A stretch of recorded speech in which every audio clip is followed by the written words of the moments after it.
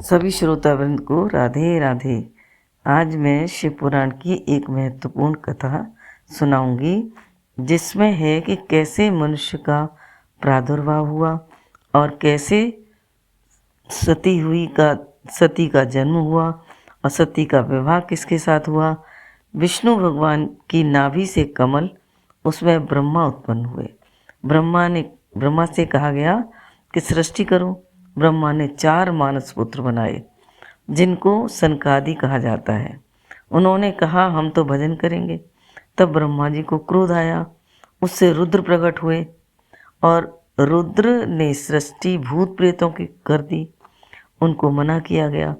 फिर ब्रह्मा जी ने 10 पुत्र उत्पन्न किए, वे भी ऋषि कहलाए।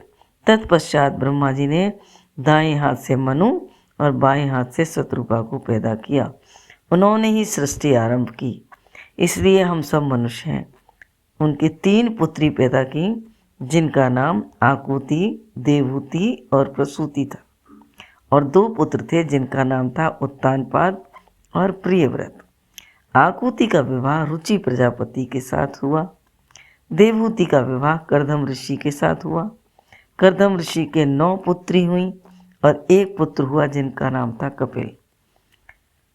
प्रसूति का विवाह दक्ष के, जो ब्रह्मा के सबसे छोटे पुत्र थे, उनके साथ हुआ। प्रसूति और दक्ष की 60 पुत्री थी।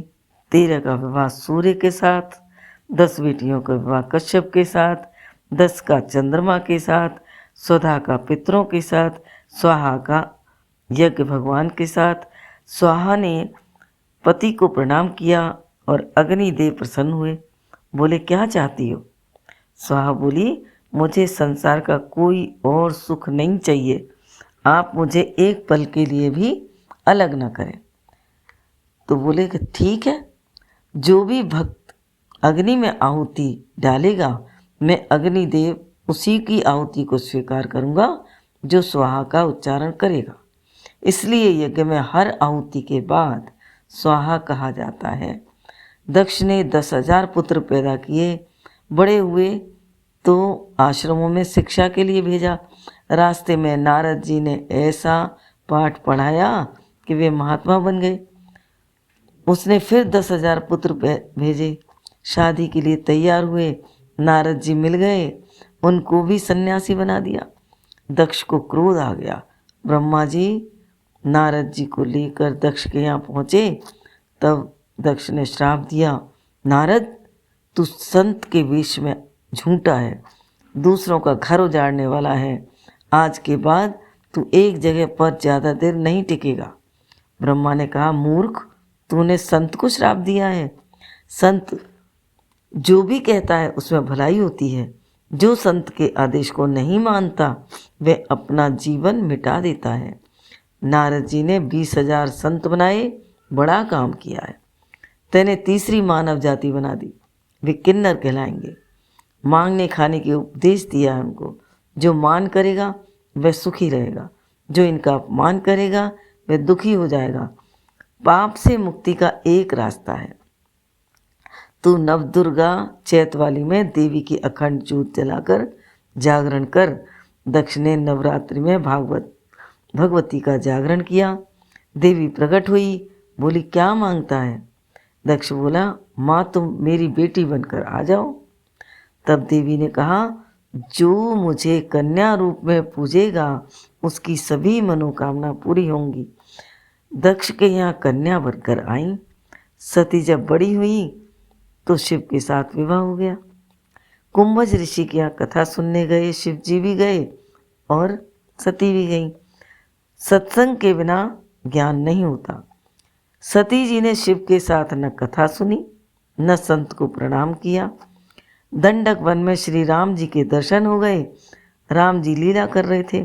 शिव जी से सती ने पूछा किसको प्रणाम कर रहे हो? शंकर जी ने कहा जो कथा कुंभज जी ने सुनाई थी वही राम है। सती जी प्रणाम करो। सती जी ने कहा तुम्हारी तरह मैं भांग नहीं पीती, ये भगवान है जो पत्ती फूलों से सीता का पता पूछ रहे हैं। शिव जी बोले कैसे मानेगी, सती बोली, मैं परीक्षा लूँगी। शिव जी बोले, ईश्वर की प्रतीक्षा की जाती है, परीक्षा नहीं ली जाती। यह कहकर सती ने सीता का रूप बना लिया।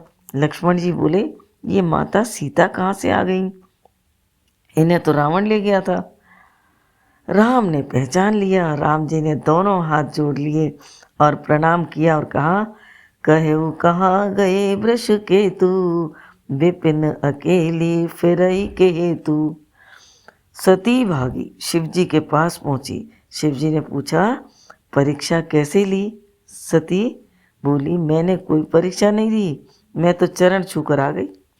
शिव जी ने ध्यान लगा कर देखा, तब कहा, कुछ नहीं, और 87,000 वर्ष तक समाधि में रहे। जब समाधि खुली तब सती को अपने सामने बैठने को कहा। दक्ष प्रजापति बने कनखल में यज्ञ किया, सबको बुलाया पर शिव जी को नहीं बुलाया। सारे विमान ऊपर से जा रहे थे। सती कह रही थी, कहाँ जा रहे हो? तुम्हारे पिता ने यज्ञ रचा है, सबको बुलाया है। शिव जी को पूछने गई। शिव जी ने कहा, हमें नहीं बुलाया है। वह नहीं मानी, मैं भी जाऊंगी। शिव जी ने अपने गण सब साथ कर दिए। वहाँ माता तो ढंग से मिली, बहन भाभी का व्यवहार सही नहीं था।